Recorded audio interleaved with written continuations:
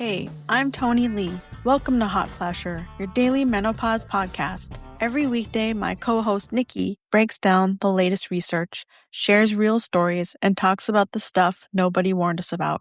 If you've got a story of your own, whether you're in perimenopause, right in the thick of it, or on the other side, head to hotflasher.com/share, and you might be featured in an upcoming episode. Here's Nikki. Thanks, Tony.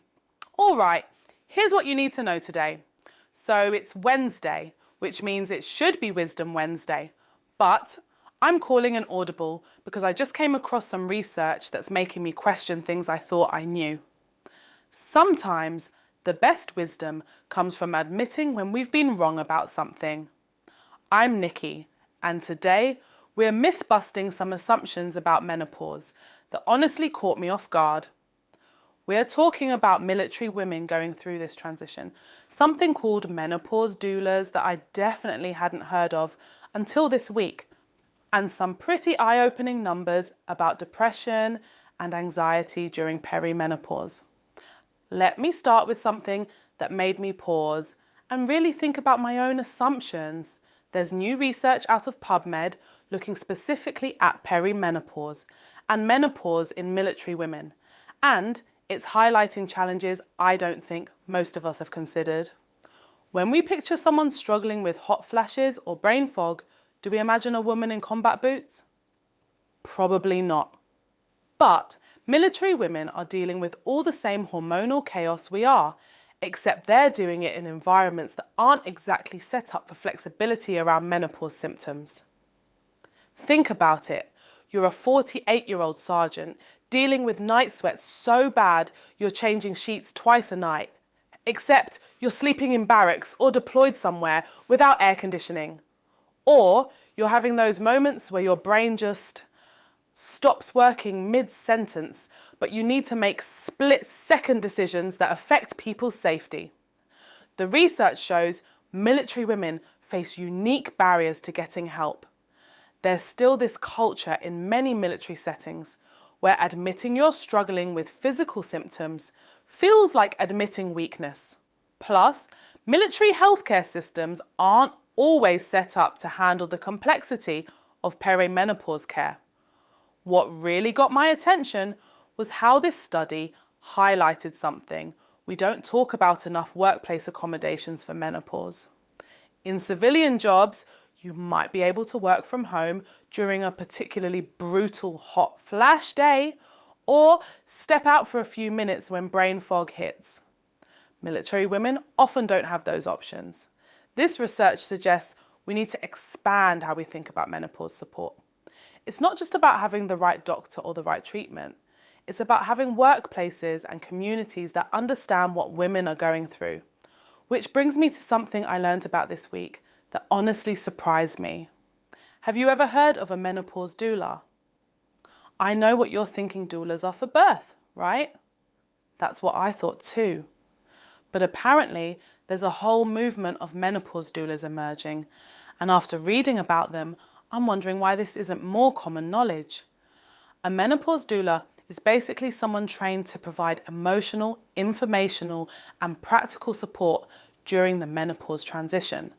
They're not medical professionals, but they help women navigate everything from understanding symptoms to advocating for themselves with doctors to managing the emotional upheaval that can come with this phase of life.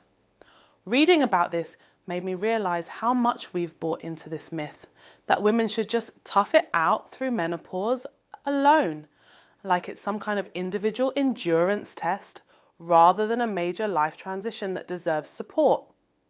Think about how we approach other big life changes. Having a baby. You get baby showers, maternity leave, lactation consultants, mommy groups. Getting married, wedding planners, bridal parties, honeymoon time off. But entering menopause? Good luck, figure it out yourself. Don't complain too much. Menopause doulas are pushing back against that isolation. They're saying this transition deserves the same kind of community support and guidance we offer for other major life changes. Some focus on helping women understand their options for managing symptoms. Others specialise in the emotional and spiritual aspects of this transition. Now, I'm not saying everyone needs to hire a menopause doula, but I am saying the fact that this role is emerging tells us something important about gaps in support that women are experiencing. The article I read mentioned women feeling lost in the medical system, not knowing what questions to ask, feeling dismissed by doctors, or just feeling alone in dealing with symptoms that are affecting every aspect of their lives. Sound familiar? What's interesting is that many menopause doulas are focusing on helping women see this transition as something more than just a list of annoying symptoms to manage.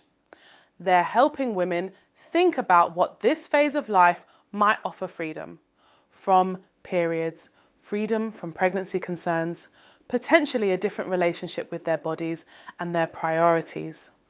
I'm curious whether having that kind of dedicated support changes how women experience menopause.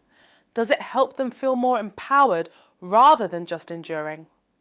Now, speaking of things that affect how women experience menopause, we need to talk about some numbers that came out in a major meta-analysis about depression, anxiety, and insomnia during perimenopause and menopause. This wasn't just one small study. This was researchers looking at data from multiple studies to get a clearer picture of how common mental health symptoms really are during this transition. And the numbers are higher than I expected. The research suggests that depression symptoms affect somewhere between 15 to 50% of perimenopausal women, depending on how you measure it. Anxiety symptoms show up in about 23 to 69% of women during perimenopause. And insomnia, we're looking at rates between 16 to 47% for perimenopausal women. Those are big ranges, which tells us we still need better research on this. But even at the lower end, we're talking about mental health symptoms affecting millions of women during this transition. What struck me about these numbers is how they challenge this myth that feeling depressed or anxious during perimenopause means something is wrong with you personally. When we're looking at rates this high, we're not talking about individual weakness or failure to cope. We're talking about a normal physiological response to major hormonal changes. The research suggests that declining estrogen levels directly affect neurotransmitters in the brain, the same chemicals involved in mood regulation. So when women say they feel different mentally during perimenopause, they're not imagining it. Their brain chemistry is literally changing. But knowing that depression and anxiety are common during this transition doesn't mean we should just accept feeling terrible. It means we should take these symptoms seriously and know that help is available. The study also looked at postmenopausal women, and interestingly, some of the mental health symptoms seem to level off after the transition is complete. That suggests, for many women, this isn't about entering a permanently more difficult phase of life. It's about getting through a challenging transition period.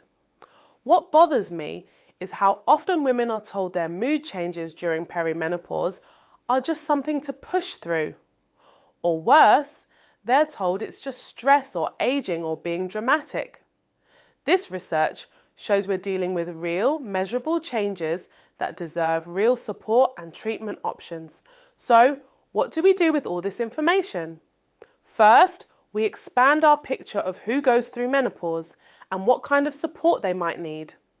Military women, women in high-stress jobs, women without flexible work arrangements, they all deserve workplace policies that acknowledge this transition. Second, we maybe stop buying into the myth that women should navigate menopause alone.